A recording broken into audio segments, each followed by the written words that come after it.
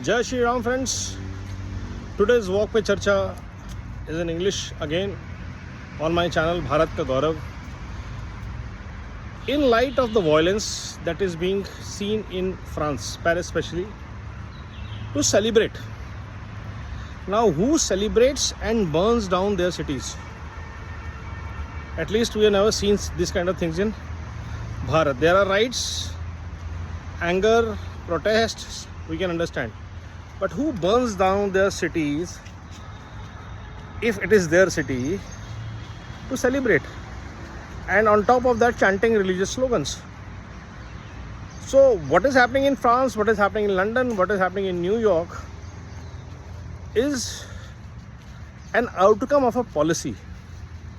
A policy that is not 10-15 years old, a policy that has roots in last 100 or 200 years of violence across the world. Colonization, to be precise.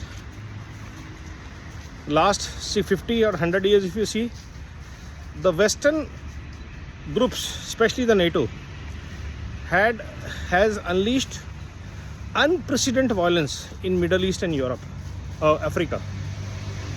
Now, what happens when you unleash violence in the name of powering the goons with guns and weapons, ethnic cleansing, sectarian violence? That has happened in whole of Africa. You bombed Egypt, you bombed any country, Libya, you supported violence with Boko Haram and other terrorist groups, created them, helped with the training. So the Africans ran away from their countries to Europe. You did the same in Middle East, and the population from there ran to Europe and US.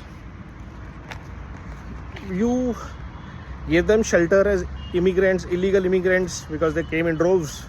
You couldn't manage. But they never forgot that who did this to their country. They don't forget. Civilizations, cultures don't forget. The tales go on forever. Imagine something happens to Sikhs in 84, which was very bad. The riots, the genocide. And they continue to, some of those groups which have now become violent Khalistani terrorists, continue to hold the present regime responsible for those acts. So people don't forget. Only the next generations remember it more violently, and especially if they are coming from these areas. They remember 1400-year-old acts and recite them as if they happened today. So how can they forget? And what is happening in Paris, what is happening in London is taking over of democracy by invasion in demography.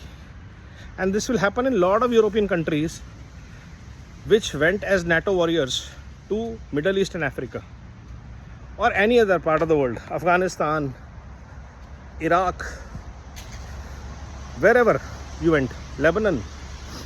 You think people who came from Lebanon or Turkey or Syria will ever be loyal to Europe or US? They will never be. At first given chance, they will destroy your culture, your civilization, your so-called democratic systems,